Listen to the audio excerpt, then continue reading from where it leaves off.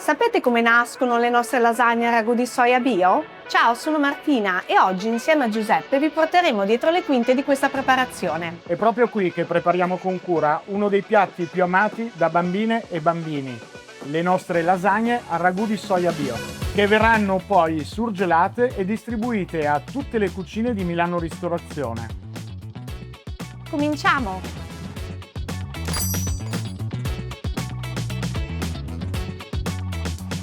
Per prima cosa facciamo un soffritto di sedano, carote, cipolle e olio extravergine di oliva che cuocerà per 20 minuti nel nostro salsama.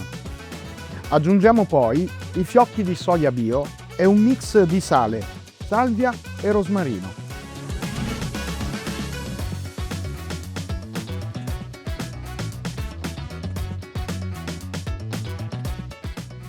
Infine la polpa di pomodoro bio e lasciamo cuocere tutto per 45 minuti.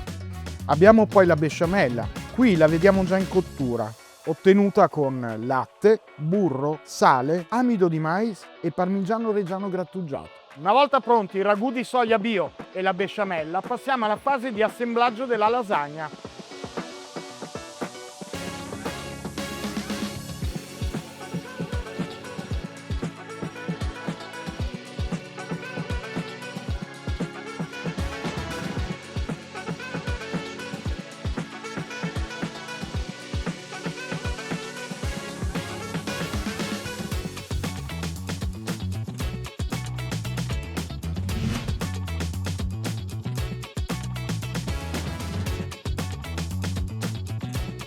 All'uscita dal tunnel di surgelazione, le vaschette vengono termosigillate ed etichettate per la conservazione.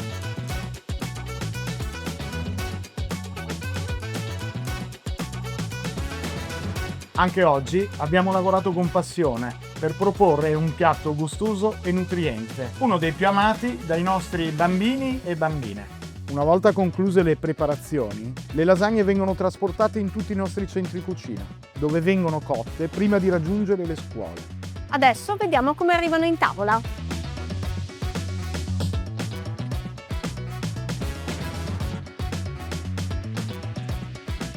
Ed eccole, il pranzo è servito.